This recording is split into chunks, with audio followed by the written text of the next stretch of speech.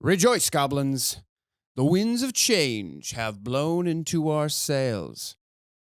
We may now become optimal clerics and druids, thanks to the Errata. Hey there, goblins. This is Goblin Salvage Rights. I'm Robert, and today we're talking about fourth printing Errata. It's here. I don't want to talk about all of the Errata. I'm just going to pick out the parts that are really important. There's a bunch of minor tweaks to everything, and they have the FAQ and stuff like that as well. So first up on the list is what everyone is talking about. No, not the Flick Mace changes. I'm talking ancestries. Goblins rejoice. We can now be optimal clerics and druids. The new change to Ancestor Boosts basically means that instead of picking your normal lineup, you can instead just pick 2 ability boosts in anything you want with no negatives. Now, this is actually stepping on the toes of humans, but I think that's a positive change, generally speaking.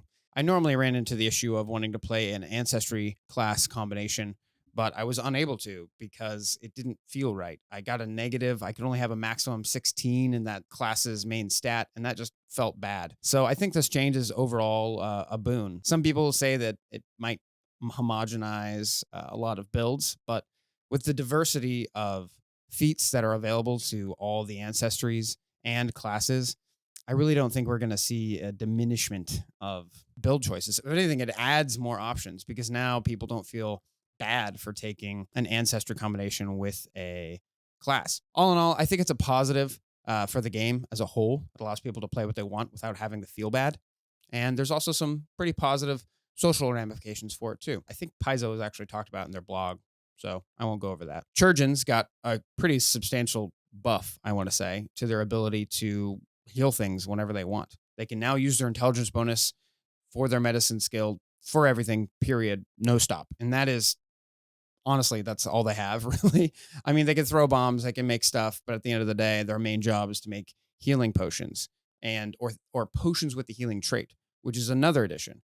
Now, Churgeons can just make anything with the healing trait instead of being locked to these finite options. Honestly, this is a good move on their part because they're just future-proofing the entirety of the core rulebook for all the other books that they're going to be making for the next, 7 years? I mean, editions normally last about 10 years, so we've got about 7 more years of Pathfinder 2nd edition to go, at least. Overall, I think the Alchemist changes are just great in general. I think the Alchemist needs a lot of help. This is a step in the right direction. I hope we keep stepping in this direction. Personally, I think the Alchemist needs like a complete rework in order for it to be usable and fun to play, especially fun to play. Come on. Playing the Alchemist out of the book is insane. Okay, let's talk about the Flick Mace. The internet thinks the Flick Mace is overpowered. I think that the Flick Mace is good, but I also think it's overrated. The new changes to Flick Mace have basically reduced its damage dice from 1d8 to 1d6, and then they gave it the sweep trait for some reason. I like to think of sweep as terrible agile, because that's basically what it says. When you make your second or additional attacks that turn, you get a +1 to hit, circumstance bonus. Here's my thing. The problem with the Flick Mace is that it costs 1 to 2 feats to get into. If you're a human or you're a gnome, it costs you about one feat. If you're any other ancestry, then it costs you 2 feats. You have to get adopted by a gnome, and then you have to take the feat. Or you can get adopted by a human, and then you take the human feat to get the Flick Mace. Honestly, when you look at the cost of picking up the weapon in the first place, I've always felt it was pretty balanced. Sure, you get reach with a one-handed weapon. That's powerful in a lot of builds.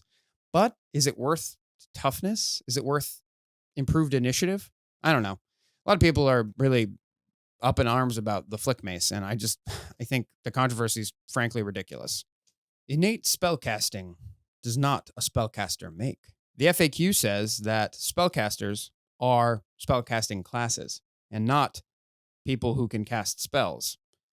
It seems kind of confusing on the face, but I think once we look deeper into the design of this game, we realize that it's essentially bifurcated between martial classes and spellcasting classes. The whole game, the whole combat system is effectively balanced around these 2 pillars. This was never as important as it was in first edition. In first edition, you had a spectrum of different martial and caster combinations. In second edition, you have these two pillars with a few exceptions.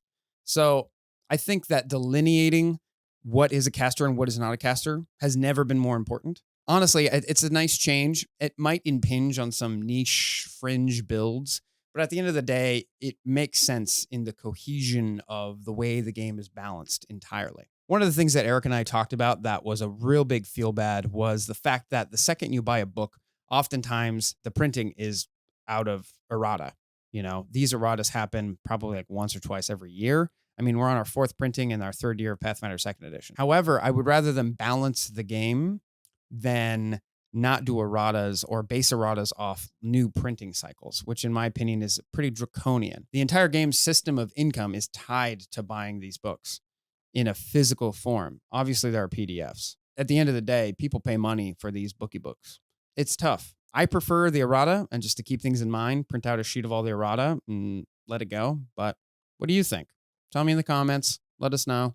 And we'll catch you next week for Goblin Salvage Rights. Stay weird, goblins. Look at my pretty boy. Yes.